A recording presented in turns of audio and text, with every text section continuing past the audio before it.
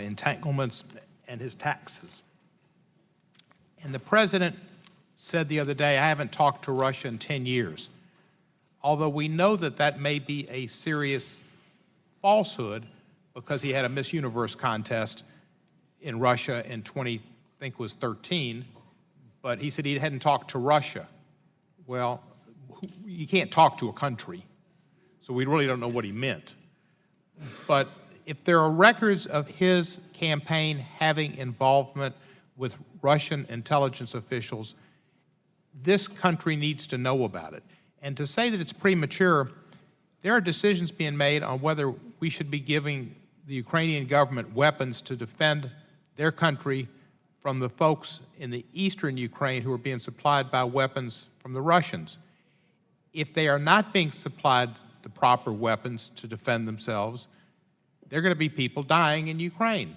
And if the decision is being made not to supply those people because we have a deal with Russia and a relationship with Putin and we don't want to get involved in their particular situation, then it is eminently important that we find out as soon as possible, because there are human beings that are going to die because we are not taking action that we could and I believe should to defend NATO allies because of entanglements. There's just absolutely no plausible reason why the man would defend his taxes so much. I mean, the fact that he probably hasn't contributed much to charity, people pretty much know that. The fact that he isn't as wealthy as he claimed he is, people pretty much recognize that. The fact that he didn't pay taxes on $1 billion, we already know that. So what's left? What's left is who he has loans from and who that involves. And if there are loans from, and his son said, I think in 2008, we have lots of investment from Russians, and if it weren't for those investments, we'd be in trouble, then he's being controlled by people who've made loans to him to keep his businesses afloat. And we need to know that because that would interfere with his activities. Russia is not our friend. In no way they are our friend. They don't have our values, and they do not pursue activities that are consistent with a free and open and democratic Europe.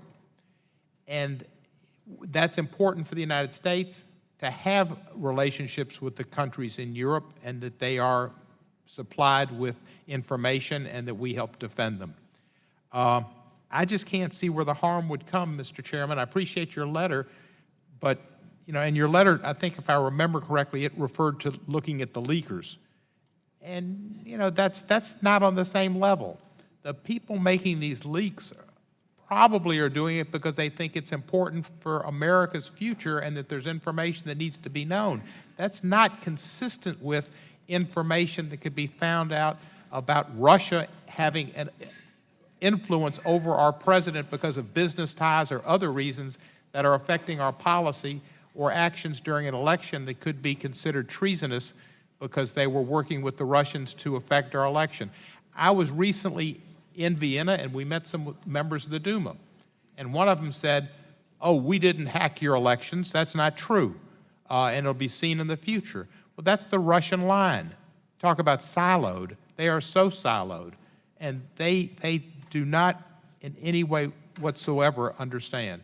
Now, this resolution, Mr. Nadler has done us a service by bringing the resolution. If the Attorney General has information, and I can't imagine he doesn't, because this information, what we've seen in the press, they've had information since October at least about possible contacts between Trump, election officials, and Russia. And the FBI and intelligence people were allegedly looking at that as far back as October. So there must be, because they notified the president and they notified others back, I think it was October, or maybe earlier than October. So they've got information that they could communicate to us, and if they have information, if it's shown to us in a classified setting, there's no harm. If there's nothing there, wonderful. He can say, just like Richard Nixon, I'm not. But we need to get the information to satisfy the American public that America is really, truly America first, and that we look out for our American interests. I yield back the balance of my time.